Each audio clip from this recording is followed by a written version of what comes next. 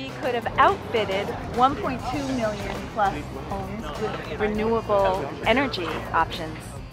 My name is Martha Yeager. I work with the American Friends Service Committee in Rhode Island and southeastern Massachusetts. We're here this morning to talk about the importance of defunding the war that is swallowing up vast amounts of resources and causing vast amounts of pain in the world, and to refund human needs. We're here to talk about the fact that the federal budget, which is what people are paying their taxes on today, is not only impacts our federal resources, but also it hurts our states. When the federal government doesn't have enough money, it shortchanges the states, and then the states are left trying to figure out how to fund education and health care and the many things that we have expected the federal government to pay for in the past. Let me be clear, there's no military solution in Iraq, and there never was. The best way to protect our security and to pressure Iraq's leaders to resolve their civil war is to immediately begin to remove our combat troops.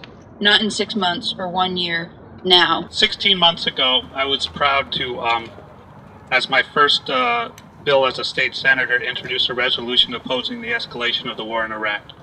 That'll always be with me, and I'm proud of that fact. Since then, every Rhode Islander's investment in that war has grown from almost $11,000 to $13,991 per household, or $4.3 billion. I believe it is our duty to support our congressmen and senators' efforts to end this war and this spending, to bring our troops and our money home, where it can help solve Rhode Island's budget crisis. We must invest in our schools, childcare, affordable housing, and not on weapons and war. Spending on affordable health care, investment in renewable energy, and public transportation could create real relief for years to come for Rhode Island families struggling with skyrocketing health care and energy costs. $4.3 million could make a world of difference for families on this corner. Many of us, including Rep. Handy, who will be speaking, have proposed responsible solutions to our crisis in Rhode Island, but it is time also to look to Washington to spend war dollars here in our cities and towns to improve the lives of families in Rhode Island. I was talking to others before we started speaking, and there are 32 states that now have a deficit, and we were pondering the fact that maybe the March on Washington should be 32 governors that are in financial crisis towards the president to help solve the crises of states and cities and towns created by the inappropriate priorities of our government in Washington. The Rhode Island half of the equation that we're talking about. We talk a lot about security and the need for security, and I think that's absolutely true, but one of the most important components of that for people here in Rhode Island is economic security. A lot of folks have described it as an upside-down tax problem we're having right now, or upside-down funding problem. A broken funding problem is the term I've used. Long and the short of it is people in the middle and lower income levels are paying a much larger portion of their income than folks at the top. The bottom 20% pay about 13% of their income. The top 1% pays about 6%. People in the middle are around 10%. That needs to be changed, and that legislation that we're working on this year really is going to, I think, work to address some of those concerns. But in the end, we really need to address these things at the federal and the state level. Really look at the fact that it's just astounding that the choices that we're making, the financial choices we're making, the policy decisions we're making around tax structure are ones that really are not helping. They're in fact pushing this in the wrong direction. I think the war is obviously a piece of that, but a lot of our other funding choices are a piece of that as well. And I'd urge folks at the congressional level as well as the state level to address that right away. Thank you. Every day Rhode Islanders are represented by administrations that pervert our values. President Bush and Governor Kachiri represent the values of the wealthy and the devaluing of poor and working class Rhode Islanders. They drain our resources on a war against Iraqis and battle against the poor in Rhode Island.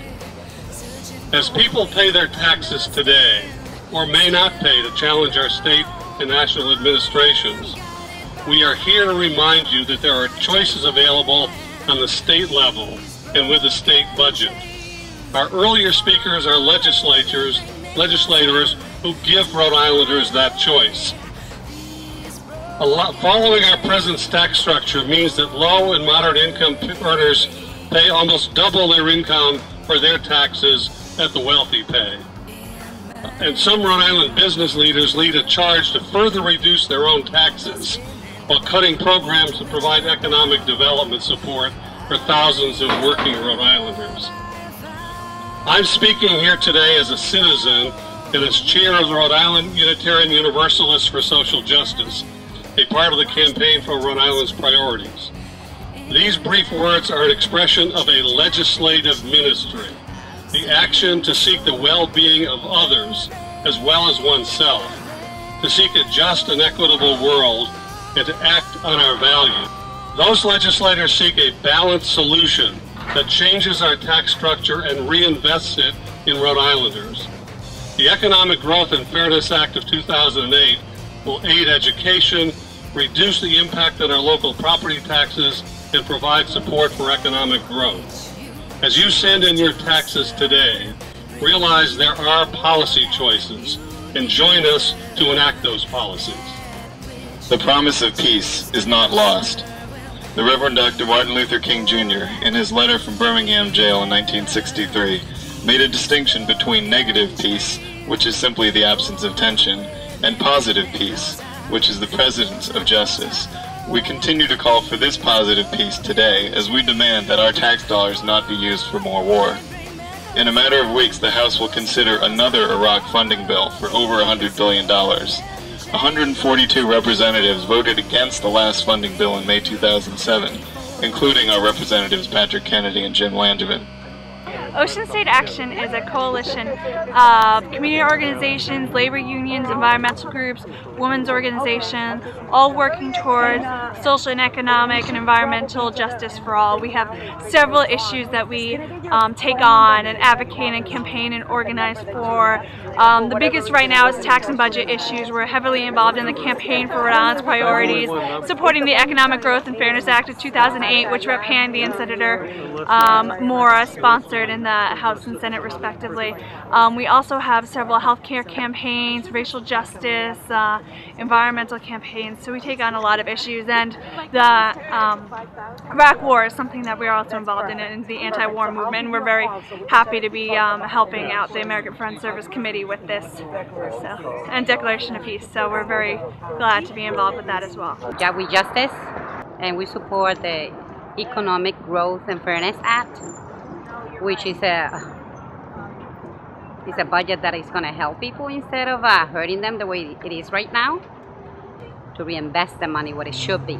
That's for the whole state, for education, housing, healthcare, I mean, all kinds of needs that people have in the community. Sure, I encourage people to contact their representatives and certainly the senators, because I'm not sure of the specifics, but I do know that there's filibusters. If a senator were to filibuster to defund the war, it altogether represents, just for fiscal year 2008, over $1 trillion. $1 trillion is $1 million, which is still hard for me to conceive of.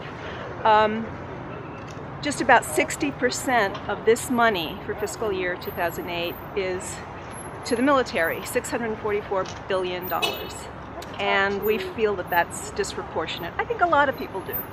There are a lot of things that our tax money goes for that we all benefit from, and we need to reclaim its intent, the purpose of taxation, to meet our needs as a country and to reassert what our priorities are.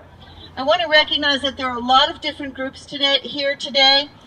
We're represented by the American Friends Service Committee, the Declaration of Peace, Ocean State Action, the Campaign for Rhode Island Priorities, American Military Families Speak Out, East Bay Move On, probably some other groups that I haven't recognized, the Unitarian Universalists, and just ordinary taxpayers from our state.